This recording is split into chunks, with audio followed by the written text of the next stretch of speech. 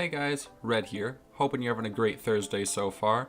So, 2 days ago on Tuesday, September 4, we got a Gameinformer news article written by Andrew Rayner released.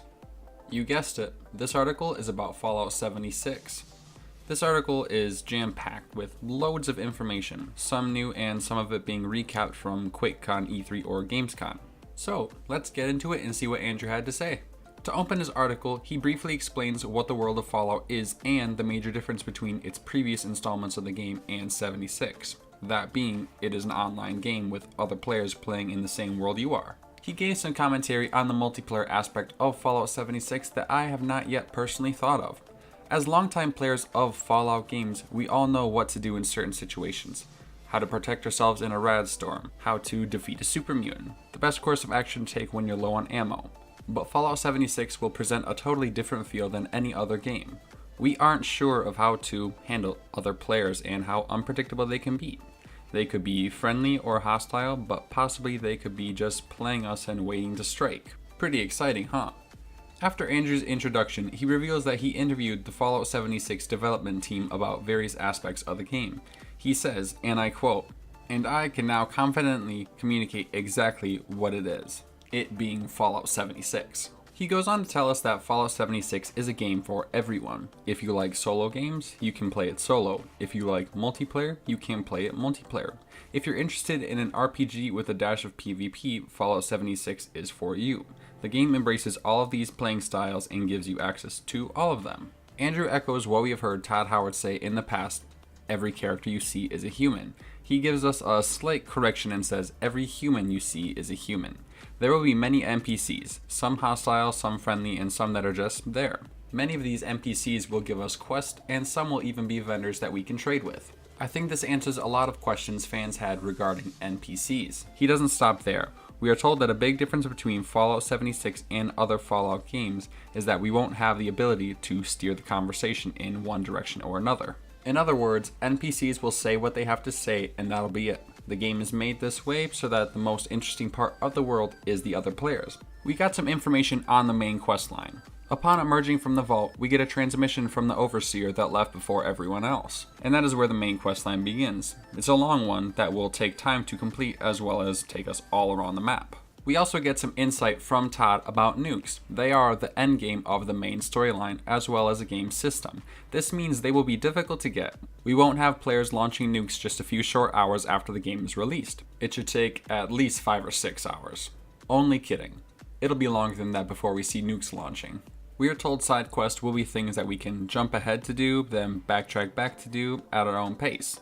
I personally think this really keeps that open world aspect of Fallout alive. We are told quests can come up to us by way of NPC, holotape, note, terminal, and maybe even from being close to a specific place. For example, if there's something cool in a cave, the game might say, hey, go check that cave out. Jeff Gardner, the Fallout 76 project leader, said it does feel gamey. Gamey isn't something that would tend to happen in video games, but that this content is something that Bethesda wants you to find. We get a recap on perk cards and special, but we already know about that, so I won't be covering it. If you would like to know more, I will link my video on perk cards in the description below. The next thing talked about is events. These events can be random or specific and come to us in a variety of ways. We can see it on our maps or possibly get close enough to be alerted of it. The example of an event that we were given is some robots are in distress and they need to be escorted somewhere. And if you escort them successfully, you complete the mission. If we complete them, we get a reward. Often the best rewards, Gardner noted, but we weren't really given anything to compare this to. Next, we were given a bit of insight on how NPC leveling works. Fallout 76 will be zoned, so some areas are harder than others. We won't be able to go anywhere right out of the vault because, simply put, we won't survive. However, the game does factor in your level to an extent. Todd Howard gave the example of one specific zone spawning level 40 to 60 enemies. If you're a lower level, this might be closer to 40. Likewise, if you're a higher level, this might be closer to 60. If you're in a squad, the first person in sets the levels for your zone, so you might want to send your low-level noob in first. But be careful, if they die, the levels are refactored to the second person's level. The game is divided into 6 different regions. These are most likely going to be prime areas to have different zones. So maybe each region will have a different zone, but there will be different zones in each region. While we're on the topic of zones and teams, let's talk about map size. There will be a max of 24 players on your map at any given time. You can have a group size of up to 4. We don't have more info on private servers at this time, but when asked about joining a faction that could support a larger number of allied players, Todd Howard responded with a smile saying, "We'll answer that later." We got another recap on some info regarding PvP and murdering players, which leads us to VATS. Fallout 76 is an online real-time game. This means that using VATS is not something that will be able to slow time. That is not to say that VATS won't be a thing. So, if we aren't good at no-scoping or quick-scoping, moving sporadic players, we can make ourselves a VATS build that has high perception and can successfully hit a target.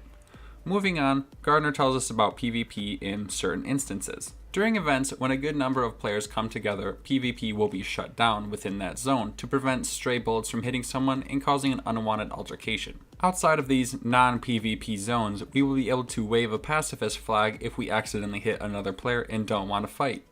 Or you realize they're a way higher level than you. Either way, pacifist flag is getting hotkeyed on my computer. Moving into the final part of the article and my personal favorite, settlement building. We are told again that the best way to survive Fallout 76 is to build a settlement. We'll have the ability to build near resource deposits and make harvesters to collect these. They'll give us specific components that we can use to build further. If we get enough of that material, we can pick up camp and move to another deposit. If you choose to build with friends, the 4 of you can make one huge settlement together. There will also be something called a public workshop. This is a zone that a team can take over and build on. I could be incorrect, but I do believe this is one of those player towns we've been told about. Upon taking over this public workshop, you can collect a great amount of resources and fight other teams for this space, as well as waves of NPC enemies. Kind of like a King of the Hill type scenario. Lastly, we are told that your settlement could be a place for other players to go. They will be able to raid your crops and steal them, but not your stash. We are told that if they do steal your crops, it will be a crime against you. We aren't really given any info on how this will play out, but as always, I'm excited for it. All in all, this was an article packed with a bunch of new information on 76. Very well written, I might add. Well done, Andrew. I hope you guys are as excited for Fallout 76 as I am. I think it'll be a great game, and I am so pumped for the beta to come out. Only a month to go. That's all I've got for you guys today. Please leave a comment below letting me know what you thought of this video, and a like if you enjoyed it. And if you are interested in more Fallout 76 videos like this, then hit that subscribe button and I'll get more out real soon. Stay rad guys, and have a great rest of your Thursday. Later.